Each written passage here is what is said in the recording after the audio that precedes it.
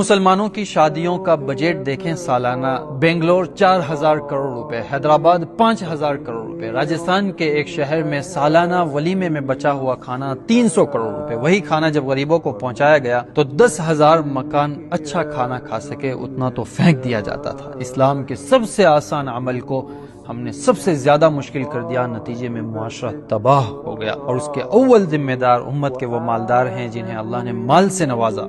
تو نکاحوں میں شو آف کرنا، رویل ولیماز، لگژری ویڈنگ، ڈیسٹینیشن میرجز انہوں نے اپنا حق سمجھ لیا۔ نکاح کا اسٹینڈرڈ اور ایکسپینسز کا لیول بڑھ گیا، میڈل کلاس اسے کمپیٹ کرنے گیا، وہ بھی تباہ ہوا، اور غریب تو اس ریس میں کھڑا ہی نہیں ہو پایا۔ بچیاں گھروں میں بے نکاح ہی رہ گئے، ان کی عمر نکل گئی۔ جوانوں کو جس عمر میں ایمان اور پاکیزگی کی ضرورت تھی ان کی جوانیاں داغدار ہو گئی، معاشرہ تباہ ہو گیا۔ میرے آقا نے ارشاد فرمایا، سب سے برکت والا نکاح وہ ہے جس میں سب سے کم برڈن ہو، صرف پیسوں کا برڈن نہیں، رواجوں کا، دکھلاوے کا، شو آف کا، دوسروں کو خوش کرنے کا، فیشن کا۔ اور برکت کیا ہوگی؟ شوہر بیوی میں محبت، خاندان میں محبت، اور نتیجتاً نیک اور صالح اولاد۔ زندگی بھر کی کمائیاں ایک دن اور رات میں اڑانے کی بجائے اگر اسے صحیح استعمال کیا گیا، ذمہ داری سے کہتا ہوں، کوئی انسان مشکل اور مصیبت میں نہیں رہے گا۔